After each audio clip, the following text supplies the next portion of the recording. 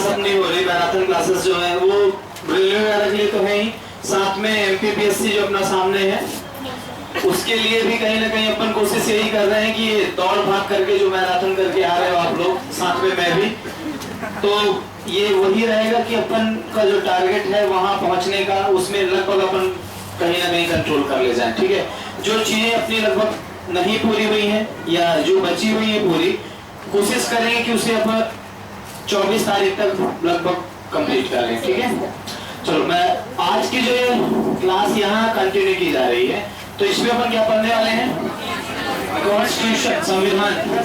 ठीक है, इसी को अपन कंटिन्यू करेंगे।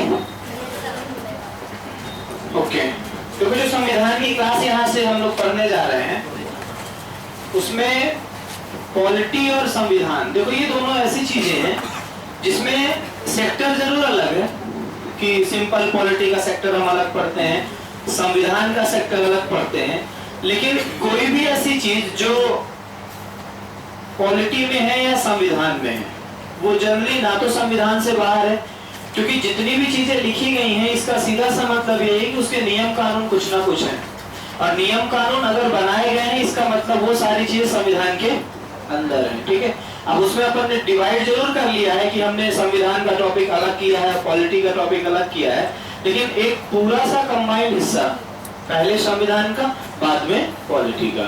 12 से 4 की जो क्लासेस अपनी अशोका में चलती हैं वो पॉलिटी की क्लासेस होती हैं, लेकिन उसमें भी सारी चीजें वही हैं जो कहीं ना कहीं संविधान का कुछ पॉइंट अपना बताया गया। ठीक है, चलो संविधान यहाँ से चालू करते हैं। तो संविधान भारत का, सबसे पहली बात तो ये सभी को पता होगा कि सबसे बड़ा लिखित संविधान है इस दुनिया का, सबसे बड़ा क्या है, रिटन कॉन्स्टिट्यूशन है।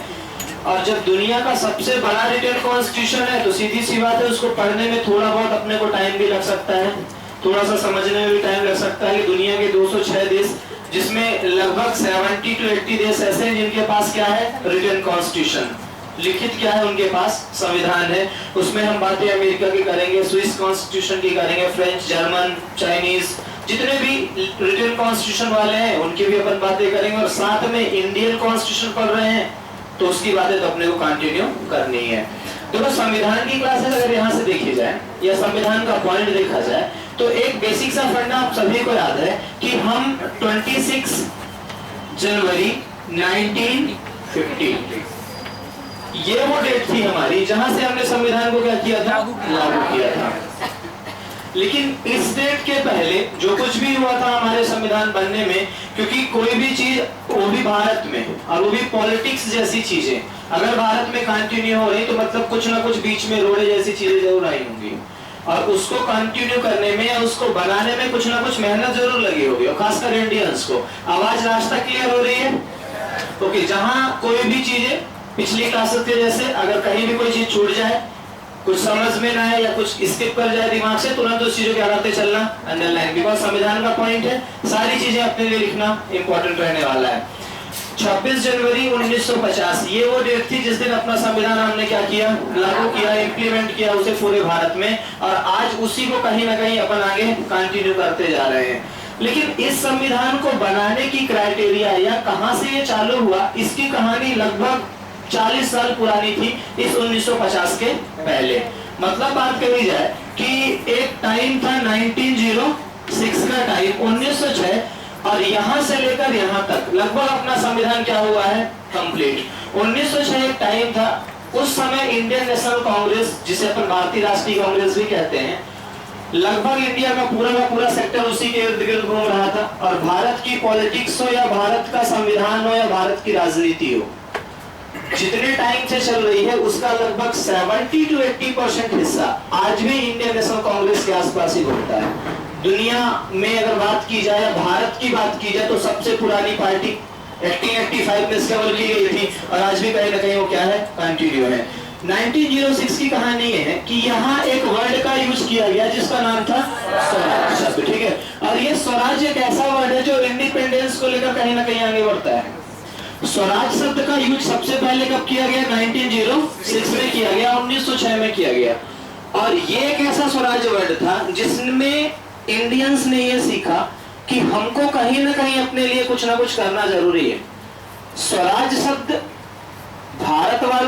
इंपॉर्टेंट रहा हो ना रहा हो, लेकिन जब भारत का संविधान बनकर कंप्लीट हुआ या कॉन्स्टिट्यूशन का कंप्लीट हुआ तो वो इसी का कहीं ना कहीं कुछ ना कुछ हिस्सा था। 1906 स्वराज शब्द का भारत में सबसे पहली बार प्रयोग करने वाले व्यक्ति थे दादा भाई नौरोजी। इस पॉइंट को लिखेंगे। 1906 में देखो कॉन्स्टिट्यूशन पढ़ रहे हैं इसलिए शुरू से लेके लास्ट तक का कॉन्स्टिट्यूशन पढ़ेंगे। जिसकी चीजें शुरू में हुई हैं, बीच में छूटी हुई हैं या बीच में हो गई हैं, शुरू की छूटी हुई हैं, उसमें ऐसा नहीं होगा कि बीच से उठाएंगे लास्ट में खत्म करेंगे। एक तरफ से पढ़ेंगे, जहां जिसका जो छूटा हुआ वो चीजें वो कंप्लीट करता जाएगा। 1906 में एक व्यक्ति थे जिनका नाम क्या था? दादा भाई नौरोजी। और ये नौरोजी वही व्यक्ति थे जिन्होंने भारत में पहली बार किसका यूज किया? स्वराज शब्द का यूज किया। लेकिन स्वराज शब्द भारत के लिए बिल्कुल वैसा ही, मैंने आपको बताया भी था कि भारत में स्वराज शब्द आ तो जरूर गया था, लेकिन भारत में इसका मतलब किसी को नहीं मालूम चला। स्वराज शब्द आ गया, दादा भाई नौरोजी ने इसका यूज भी कर दिया, लेकिन स्वराज से मतलब क्या था ये शायद इंडियंस नहीं जानते थे। कुछ लोगों को पता था, इंडियन नेशनल कांग्रेस वालों के साथ स्वराज का मतलब भारत की आजादी को लेकर है, लेकिन इसका मीन्स क्या होगा, क्या इसके परिणाम होंगे भारत में, ये 1906 में शब्द यूज करने के टाइम बिल्कुल पता नहीं चला था। हमारे लिए क्वेश्चन इंपॉर्टेंट जरूर ये होता है कि स्वराज शब्द का यूज करने वाले भारत में पहले व्यक्ति कौन थे, तो आप उसका आंसर दे सकते हो दादा भाई नौरोजी। लेकिन शब्द यूज करने के बाद शायद दादा भाई नौरोजी ने इसके लिए और कुछ भी नहीं किया। Great old man of India भी कहलाते हैं, भारत के बहुवृद्ध पुरुष कहलाते हैं, और शायद भारत के पहले ऐसे व्यक्ति जो हाउस ऑफ लॉर्ड्स के मेंबर रहे हैं। जैसे हमारे यहाँ राज्यसभा चलती है, इंग्लैंड में एक सेशन होता है जिसे हम हाउस ऑफ लॉर्ड्स कहते हैं, और ये भारत के पहले ऐसे व्यक्ति थे जो हाउस ऑफ लॉर्ड्स के मेंबर थे। हाउस ऑफ लॉर्ड्स मतलब कहाँ के मेंबर थे? ब्रिटेन की राज्यसभा के मेंबर थे। इंडिया में जैसे राज्यसभा होती है, ब्रिटेन में एस क्या होती है? हाउस ऑफ लॉर्ड्स होती है। समझ में आ रहा है पॉइंट? तो देखो स्वराज शब्द का यूज हो जाने के बाद ये कहानी भारत में चली और आकर कहां रुकती है? 26 जनवरी 1950 में। लेकिन यहाँ कहानी रुकी नहीं थी, इसके बाद भी कहानी आज तक क्या हो रही है? कंटिन्यू। 1906 में स्वराज शब्द का यूज हो गया, लेकिन स्वराज शब्द का मतलब क्या होता है ये फाइनली भारत में आया कब? 1922 में, 1922 में आया। और एक भारत के शायद विधिकर्ता एमके गांधी या मोहनदास करमचंद गांधी जो थे, उन्होंने भारत में पहली बार स्वराज शब्द का मतलब क्लियर कर दिया। मतलब 1906 जो शब्द भारत में आया था उसका मतलब क्या होगा, ये मतलब भारत में कंटिन्यू किया था किसने?